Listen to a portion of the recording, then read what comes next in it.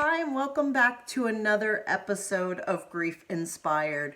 My name's Catherine McNulty, and on this channel, I really try to provide you with information that's going to be useful to you to help you understand what grief is all about, give you the hope and the skills that you need to be able to get through it, to help you move through it more quickly, to help you take back control, right? And we're going to help you understand more and find new ways to be happy, and to let you know that you can be happy again. You absolutely can. I didn't think that it was possible, but it absolutely is. So I want that to be my overwhelming message. Today's video is about grief and mourning in different cultures.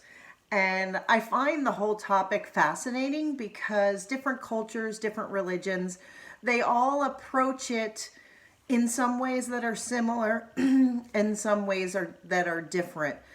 And part of the reason why I've created Grief Inspired and what I really try to do here is really get people talking about it. Here in the West, it's my belief that we don't spend enough time understanding our grief. We don't spend enough time actually mourning our loved one.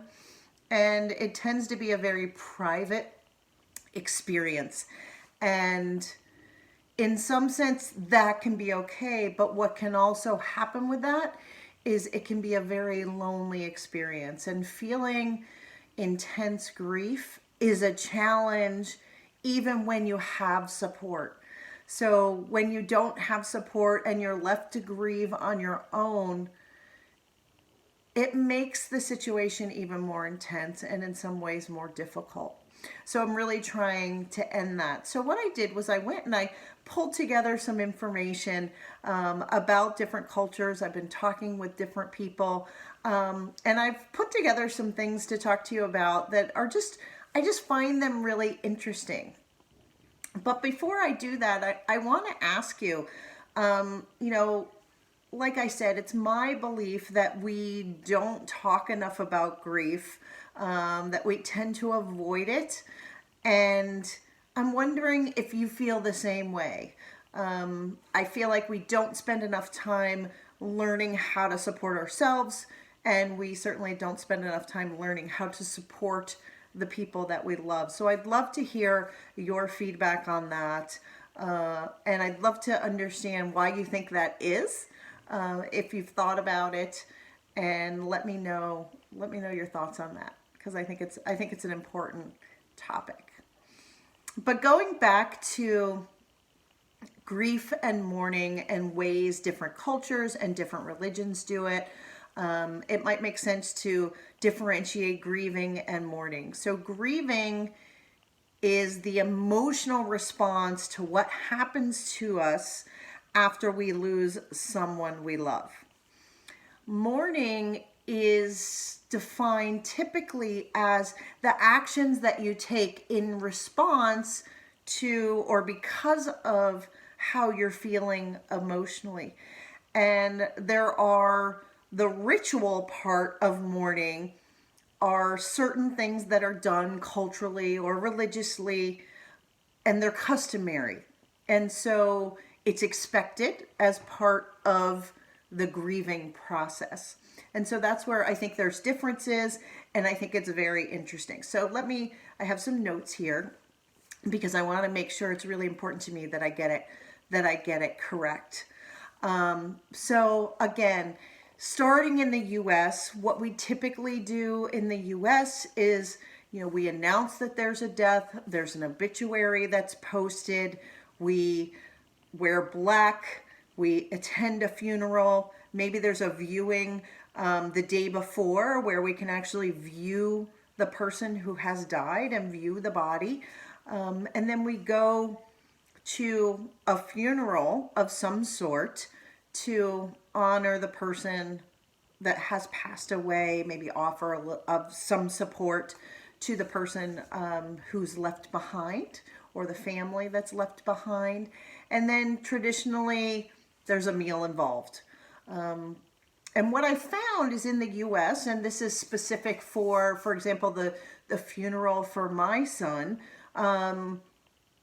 that's essentially what happened. And then the day of the funeral, that's when things really ended. And I was sort of set off to grieve on my own, to grieve the loss of my son. So there weren't periods of people getting together necessarily. Not to say that I didn't have support, but it's not ritualistic here. So going to, for example, African American cultures, it's very traditional and what's the word I'm looking for? Customary to really support the person who has lost someone that they love.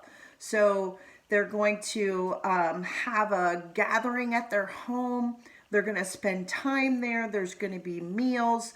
There's, during a ceremony, there's a lot of music, a lot of songs. They try to keep things positivity, full of positivity. Oftentimes, they will wear white as a sign of the resurrection.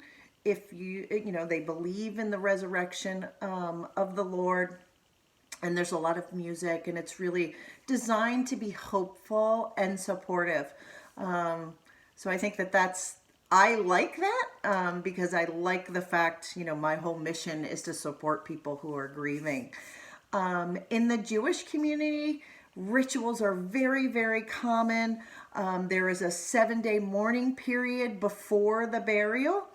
And then in the Jewish culture, it's really the grief process lasts for a full year. So there's a lot of wearing black. There's a lot of emphasis on taking care of the person who is bereaved. It's really more, I would say, basic. So that the music and flowers are really discouraged. And so they would typically prefer donations to important charities or causes. And so that's in stark contrast to the African American cultures where, there's a lot of song, there's a lot of music. In the Jewish cultures, it's really the emphasis is on, this is something serious. This is a mourning period. This is a time to be sad. So they're kind of embracing the sadness of it all. And then I also found some really interesting information on Haitian cultures. Now, I don't know a lot of folks from Haitian cultures, so if I get this wrong, which I'm hoping I don't because I have done my research, but please feel free to let me know below if there's something else that you'd like to add. But in Haitian cultures, the tradition and the ritual is to come together for the Feast of the Death. There's coffee that's made to help people stay awake. The day before the burial ceremony, there are chants and dances to help the deceased return to their ancestor. So one of the things that I find really interesting is that grief is expressed physically in the Haitian cultures. So it's with dancing, it's with, physically you can see who the person is who's really the one that's in the state of grief and mourning, because it's a very physical representation. So there's not any concern in that culture about, how is this going to look if I break down? I feel like in our culture, we really try to keep a straight face. We try to be strong, and we try to not show the level of pain that we're experiencing. And so I like the fact that in the Haitian culture, they're much more open to it, and it's okay. And in some ways it's expected as part of the culture. Now, traditionally in a lot of cultures, black is worn for whatever period of time. I know that in the Jewish religion that it's encouraged to wear black for at least, full black for at least 30 days. Typically, I know with my experience, the only day I wore black was the day of the funeral. And then I didn't wear black after that. And let's see, in Asian cultures, it's often customary to wear white instead of black. That was something that I learned that I thought was really interesting. And again, when the wearing white is a symbol of hope. It's a symbol of hope. It's a symbol of celebration, of honoring the person who has died. And one of the other things that's interesting is that there's a belief that the soul lingers with the body in some Asian cultures, particularly in China, where they believe that you have to make sure that you keep that whole period of time really positive. You say positive things. You don't say anything negative about the deceased. It's a sign of disrespect not to do that, to say anything that's negative. And that can also, they believe that the spirits can come back and create havoc in your life if that has happened. I found a ritual in Indonesia that I thought was very interesting. And the ritual there is to stay in touch with the body. And so they keep the body, depending on their level of wealth or status. The longer that they keep, the more, I'm having trouble talking today. The more money that they have, or the more wealthy they are, the longer the body is able to stay with them. And so there's some other interesting YouTube videos if you look at some of the cultures there, that you can see more about what that is. And I just thought it was interesting. And I think the idea is really to be able to embrace all of it. For me personally, I came home after my son's funeral and I didn't know what to do with myself, and it was awkward and people didn't know what to do for me. And it was awkward for me, so I'm assuming it was awkward for all of them as well. And I think that there's a lesson to be learned in all of this, to say, let's look at the rituals, let's look at the traditions. Maybe we could be a bit more open about what's going on with ourselves and with our grief. And maybe we could physically show our grief more and let our grief out and actually take the time to mourn.